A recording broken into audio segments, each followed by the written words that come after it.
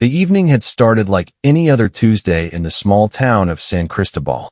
The old community theater stood on the corner of Calle Libertad, its warm yellow lights spilling onto the wet sidewalk. A light rain had been falling since late afternoon, and the smell of wet earth filled the air. Inside the theater, about 200 people had gathered for what was supposed to be a simple classical music night. They came wearing their nice, but not too nice clothes. Some brought their children. Others came alone, looking for a peaceful break from their daily troubles. Among them was a man named Eduardo Rivas. He was 52 years old, with thick gray hair and rough hands that had never touched a piano key in his life. Eduardo worked as a truck driver for a local vegetable company. His job was to carry fresh produce from the farms in the hills down to the markets in the city. It was hard work that started before sunrise and ended after sunset. His back hurt most days. His knuckles were scarred from years of securing heavy loads with metal ropes. He had dark circles under his eyes that never went away. That night, Eduardo had come to the theater with his 15-year-old daughter, Lucia. Lucia was a quiet girl who loved music more than anything else in the world. She had been taking piano lessons for 3 years from an old woman named Dona Clara who lived 2 streets away from their small house. Lucia did not own a real piano. She practiced on a broken keyboard that was missing 3 keys. But she practiced every single day without fail. Her dream was to one day play on a real stage in front of real people. So when a famous pianist from the capital city announced he would perform in San Cristobal, Lucia begged her father for tickets. Eduardo had to save money for 2 months to buy those tickets. He skipped his morning coffee and his afternoon bread. He walked to work instead of taking the bus. But he did it all with a smile because seeing Lucia happy was the only thing that truly mattered to him. He remembered how Lucia's mother, Maria, had loved music too. Maria died from a sickness when Lucia was only 7. She had left behind a small wooden box filled with old music sheets and a single photograph of herself as a young woman holding a guitar. Eduardo kept that box on top of the kitchen cabinet where Lucia could not reach it. He was not ready to let go. The concert was supposed to start at 8 o'clock, but by 7:45, most of the seats were already filled. Lucia wore her only good dress, a light blue one that was slightly too short for her now because she had grown 2 inches in the past year. Eduardo wore his best shirt, a white one with a small stain on the collar that he had tried to wash out 3 times. They sat in the 3rd row, close enough to see the piano clearly. The piano was a beautiful black thing that shone under the theater lights. It looked like a sleeping animal waiting to wake up. Lucia held Eduardo's arm tightly. She whispered, "Papa, can you believe we are here?" Eduardo smiled and patted her hand. He could not believe it either. He did not understand classical music. To him, it was just a bunch of fast and slow sounds mixed together. But he knew it meant the world to his daughter. And so he sat there, trying to look interested, while his tired body screamed for rest. At exactly 8 o'clock, the theater lights dimmed. The crowd clapped softly as a thin man in a black suit walked onto the stage. His name was Maestro Horacio Velez. He was famous across the country for his ability to play the most difficult pieces without looking at his hands. The newspapers called him a genius. The radio called him a national treasure. He bowed once, then twice, then sat down on the wooden bench in front of the piano. The first piece he played was by a composer named Chopin.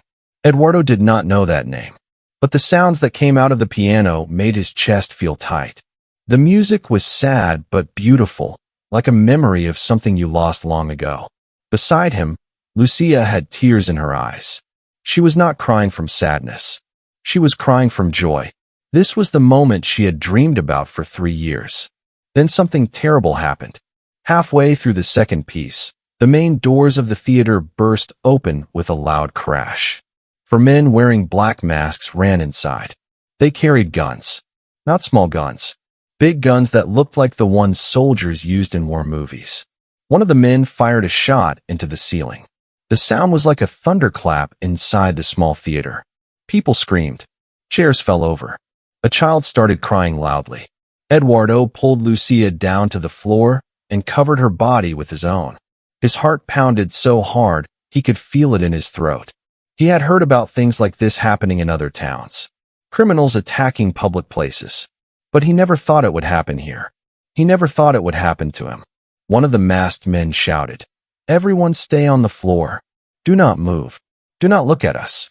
If anyone tries to be a hero, you will die first." His voice was rough and angry. He walked up and down the rows of seats, kicking chairs and screaming at people to keep their heads down. The man who seemed to be the leader stood on the stage next to the piano. Maestro Horacio Velez had frozen in place, his hands still hovering over the keys.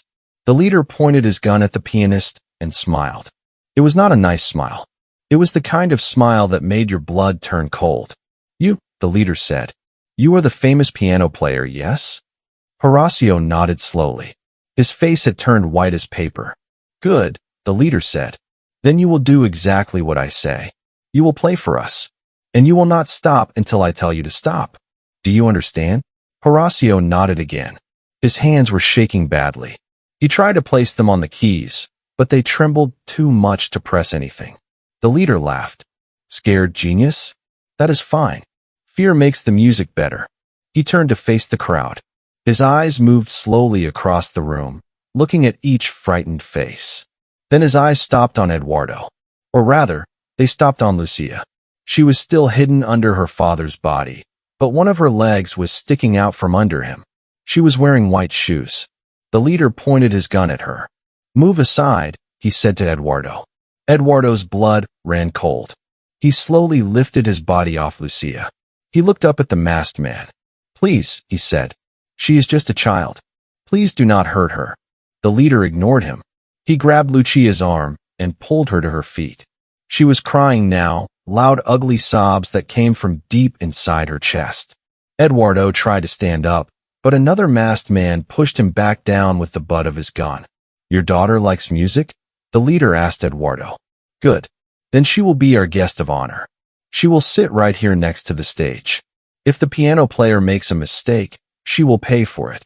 Eduardo felt something break inside him. Not his bones. Something deeper. Something he did not have a name for. He watched as the leader dragged Lucia to a small wooden chair on the side of the stage. She was crying so hard she could barely breathe. The leader tied her hands behind her back with a plastic rope. Then he pointed his gun at the back of her head. "Play," he said to Horacio. "And do not stop." Horacio Velez tried to play. He really did.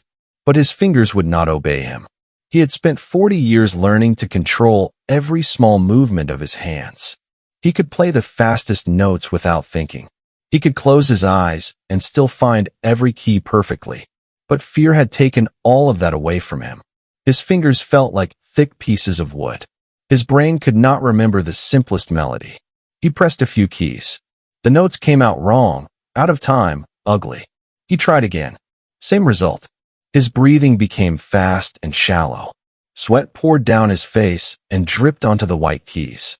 The crowd watched in horror. They knew what was happening. The great pianist was too scared to play. The leader grew impatient. He walked over to Horacio and put the gun against the back of the pianist's head. "I said play," he whispered, "or I will make an example out of you." Horacio let out a small whimper. He tried again. His fingers hit a cluster of keys that made a terrible sound like a cat falling downstairs. The leader pressed the gun harder against his skull. That was when Eduardo made a decision that would change everything. He did not think about it. There was no time to think. He saw his daughter tied to a chair with a gun to her head. He saw the pianist frozen in fear. And something inside him woke up. Something ancient and powerful. He stood up slowly, keeping his hands where everyone could see them. The masked men turned to look at him. The leader stopped pressing his gun against Horacio's head and aimed it at Eduardo instead. "Sit down," the leader said. "I will not tell you again." Eduardo did not sit down. Instead, he spoke in a calm voice that surprised even himself. "I can play," he said. "Let me play instead of him." The leader laughed. It was a loud, ugly laugh that echoed through the silent theater. "You? What are you? Some kind of farmer? Look at your hands. Those are not the hands of a piano player." Eduardo looked down at his own hands. The leader was right. His hands were rough and scarred. The knuckles were thick from years of hard labor. The fingers were short and broad. They looked nothing like the long, delicate fingers of a real pianist. But Eduardo did not back down. "I have been playing for 30 years, he lied. "I just never wanted fame. I play for myself. In secret. Please, let me play for your man. Let my daughter go." The leader stared at him for a long time. The room was completely silent except for the sound of Lucia's quiet crying. Then the leader did something unexpected.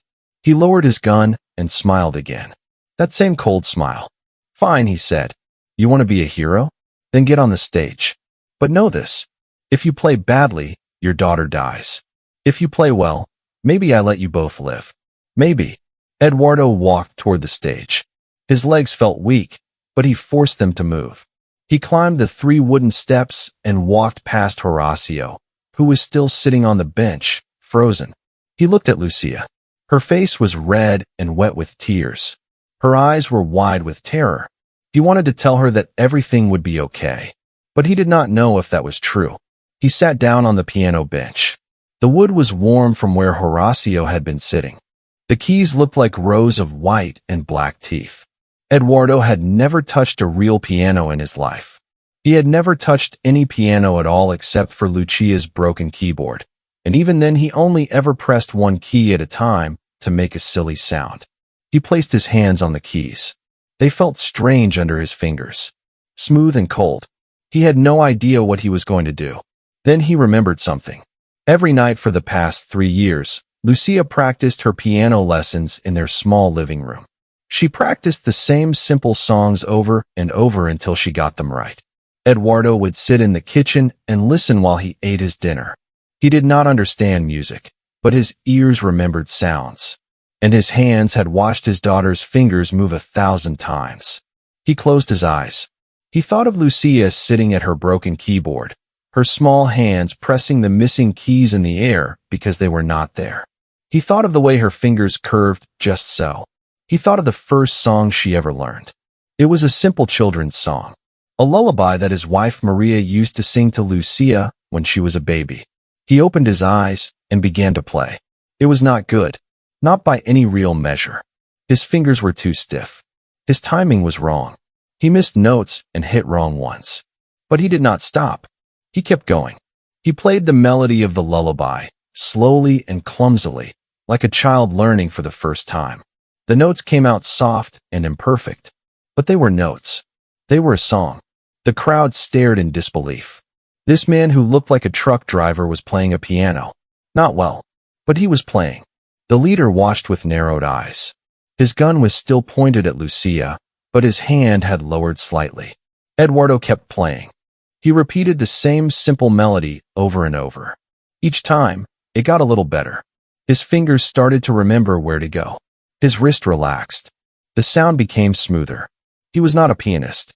He was only a father who had listened to his daughter practice for 3 years. But that was enough. Then something strange happened.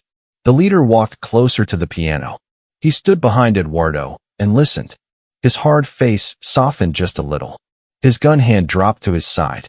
"Where did you learn that song?" the leader asked. His voice was different now, quieter, almost gentle. Eduardo kept playing. He did not look up. "My wife used to sing it to our daughter," he said, "before she died." The leader was silent for a moment.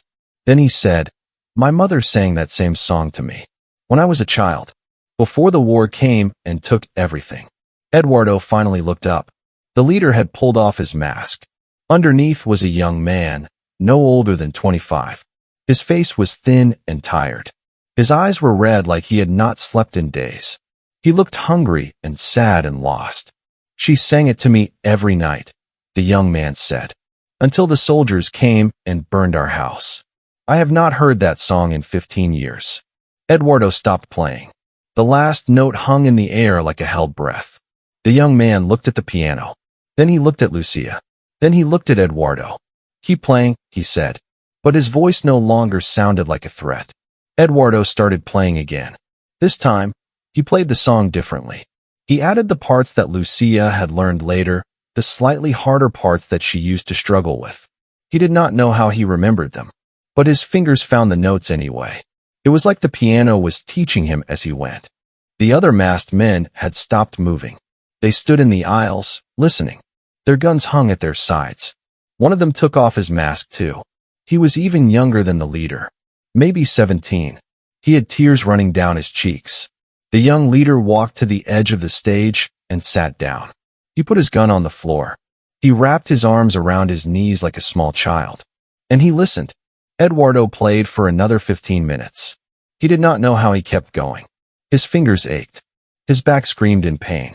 But he did not stop. He played every song that Lucia had ever practiced in their small living room. He played songs he did not even know he remembered. The piano seemed to guide him, note by note, as if it had been waiting all its life for someone like him to sit on its bench. The crowd slowly began to lift their heads. People who had been hiding under chairs started to sit up. They looked at the stage with wide eyes. They saw the young leader sitting on the floor like a tired child. They saw the other masked men lowering their weapons. They saw Lucia, still tied to the chair, but no longer crying. She was watching her father with an expression of pure wonder. When Eduardo finally stopped playing, the theater was completely silent. Then the young leader spoke. "I wanted to die tonight," he said quietly. "That is why I came here. My whole family is gone. My village is gone. I have nothing left. I thought if I did something terrible, someone would kill me. And that would be fine. That would be okay." He looked up at Eduardo. His eyes were wet. "But then you played that song. My mother's song. And I remembered something I had forgotten. I remembered that before the war, I was a child. I had a bed. I had a blanket. I had a mother who kissed my forehead every night. I had a father who carried me on his shoulders. I had a life." He stood up slowly. He walked over to Lucia and untied her hands with shaking fingers. Lucia did not move. She was too scared to move. The young man stepped back and raised his hands in the air. "I surrender," he said. "I am done." The other masked men looked at each other. Then one by one, they put down their guns and raised their hands. The youngest one, the 17-year-old, fell to his knees and started sobbing. He kept saying the same words over and over. "I am sorry. I am so sorry." Someone in the crowd pulled out a phone and called the police. Someone else ran to the stage and helped Lucia down from the chair. She ran to her father and wrapped her arms around his neck. Eduardo held her so tightly that she could barely breathe. But she did not complain. She needed him to hold her tight. The police arrived 10 minutes later. They came with loud sirens and flashing lights that turned the dark street outside into a spinning pattern of red and blue. Officers stormed into the theater with their guns drawn. But they found no fight. The four masked men were sitting on the floor of the stage with their hands on their heads. The crowd was still seated, quiet but calm. And a truck driver named Eduardo Rivas was sitting on a piano bench, holding his daughter, with tears running down his face. The police took the young men away. They did not resist. As the young leader was led out the door, he turned back to look at Eduardo one last time. He opened his mouth as if to say something, but no words came out. So he just nodded. And Eduardo nodded back. The next morning, the story was in every newspaper in the country. Truck driver saves daughter and 200 hostages by playing piano, read the headline in El Nacional. The lullaby that stopped a gunman, read another in La Prensa. Radio stations talked about nothing else for a full week. Television news crews camped outside Eduardo's small house. Neighbors brought food and flowers. Strangers sent letters and money. But Eduardo did not care about any of that. He cared about one thing. Lucia was alive. She was safe. She was sleeping in her own bed again. 3 weeks later, something even more surprising happened. Maestro Horacio Velez, the famous pianist who had frozen on stage, came to visit Eduardo at his home. He brought a gift. It was not money or food or flowers. It was a piano. A beautiful, shining, perfect piano. It was the same kind of piano that Horacio himself played on stage. "I owe you my life," Horacio said. "I have played music for 40 years. But I have never been as brave as you were that night. You had never touched a piano before, and yet you saved everyone." "How?" Eduardo looked at the piano. Then he looked at Lucia, who was standing in the doorway of their small living room with her mouth hanging open in disbelief. "I did not save anyone," Eduardo said quietly. "The music saved us. That is what my wife always said. Music is the language that even angry hearts can understand." Horacio offered to give Lucia free piano lessons for as long as she wanted. Lucia accepted without hesitation. And so every Saturday morning, a white van would pull up in front of Eduardo's house. Inside was Maestro Horacio Velez, ready to teach a 15-year-old girl how to play the piano that he had given her father. Lucia learned quickly. She had a natural gift that surprised even Horacio. Within 1 year, she could play pieces that took most students 3 years to learn. Within 2 years, she performed her first solo concert in the same theater where the hostage crisis had happened. Eduardo sat in the third row, the same seat he had sat in that terrible night. He wore his best shirt, the one with the small stain on the collar that he could never quite wash out. Lucia played the lullaby, the same song her father had played to save her life. The crowd listened in complete silence. And when she finished, the applause was so loud that it shook the walls. But the most shocking part came after the concert.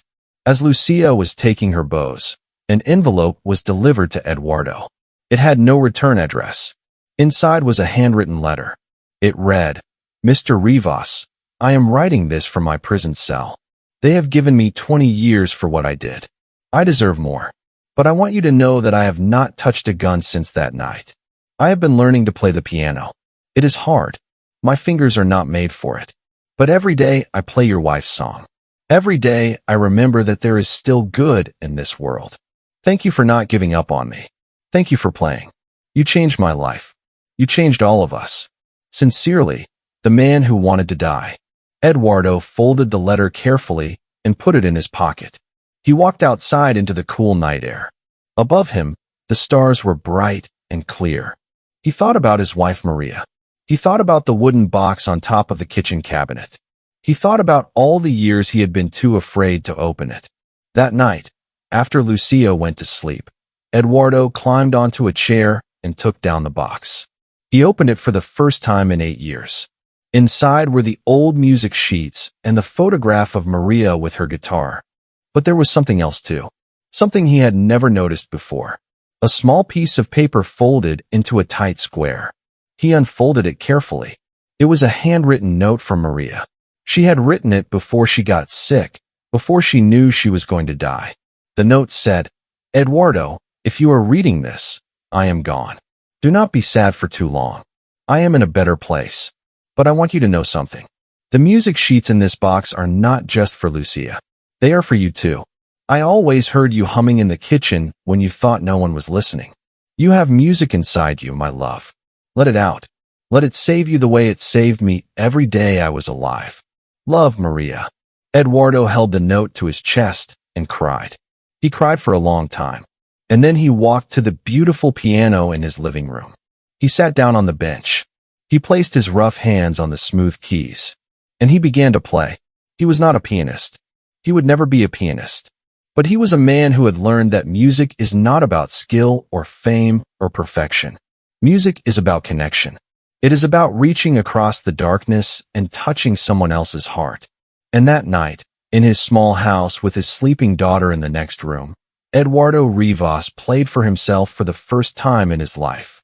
The notes floated through the open window and into the quiet street. They rose up into the night sky, past the stars, past the moon, to a place where Maria was listening. And somewhere out there, in a cold prison cell, a young man closed his eyes and hummed along to a song he had not heard in 15 years. The crowd had been shocked by what happened that night in the theater. But the real shock was yet to come. The real shock was that a truck driver with no training and no talent had done something that no amount of skill could ever do. He had saved lives not with his hands, but with his heart. And that is a story worth telling. That is a story worth remembering.